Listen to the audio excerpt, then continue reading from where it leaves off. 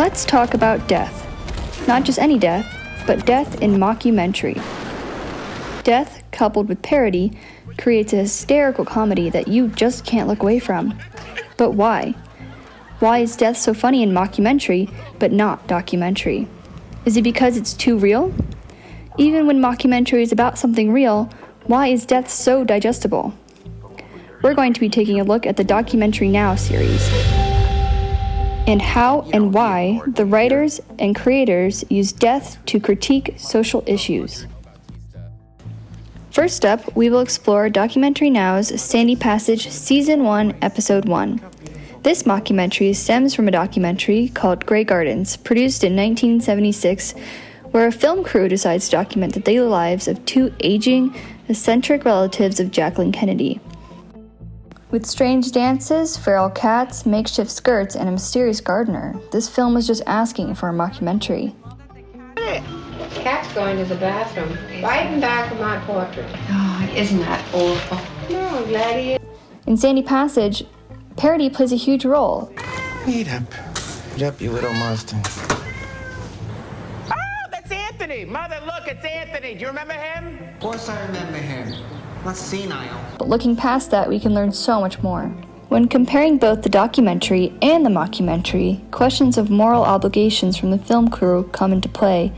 But the most outstanding difference between these films is the death scene in Sandy Passage.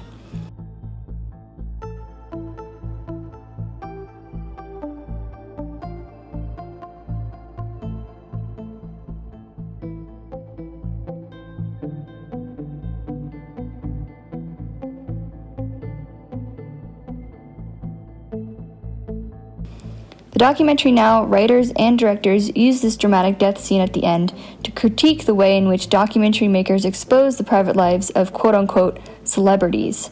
Death is utilized in order to enhance the reflexivity of the film, bringing the attention back onto the filmmakers themselves.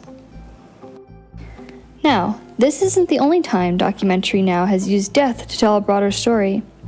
Episode 2 of the same season, titled Drones, The Hunt for El Chingon, revolves around several reporters trying to spark an interview with El Chingon, a massive drug lord in Mexico. However, the catch is that each of the reporters dies in the fight to locate El Chingon. We're going outside, we're going to talk to them, relate, get them to relax, and then maybe get some info out of them. Let's see how it goes. What's going on, fellas? How's it going? Right, look, we met these guys inside. They're cops. They have some information on El Chingon. Yeah. Check. Oh, sweet ride. So, fellas, what's up? Oh, shit. This mockumentary directly stems from a documentary and journalism channel called Vice. Vice specializes in an extreme form of journalism. From hallucinogenic bee honey, underground gangs, terror in Somalia, and so much more, there really isn't anywhere Vice won't send their reporters. Death uncovers the true nature of how Vice conducts their reports and how the reporters are treated. So Kyle and John were dead. Luckily for us, they'd already recorded their voiceovers.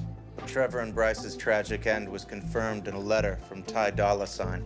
Dear Drones, I think they melted your friends. Although some of the episode is dramatized, The Hunt for El Chingon directly critiques the entire documentary and journalism industry. Now, the similarities are very apparent between the two. Real human captives. You're smuggling heroin through the woods. I'm gonna die because I trusted a fucking... But the Documentary Now writers are trying to do something more.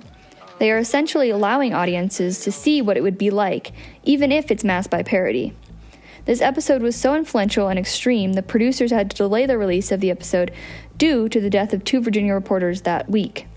The episode seems far-fetched, but in reality, these kinds of things are very plausible.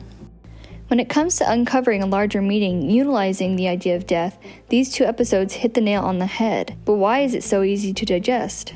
After researching more about the desensitization of audiences over years and years of exposure to death, I realized that in many cases, death is used for comedic relief, especially in mockumentary. These 2 episodes and hundreds of similar films enhance this relative connection between death and parody. You won't see many documentaries presenting death the way mockumentaries do. Overall, both episodes exhibit complex social and political commentaries. Understanding how and why death is used in mockumentary is key to learning about universal issues. Hopefully, you have grasped the importance of death and potentially how to use it in your own films as well. Thanks for watching!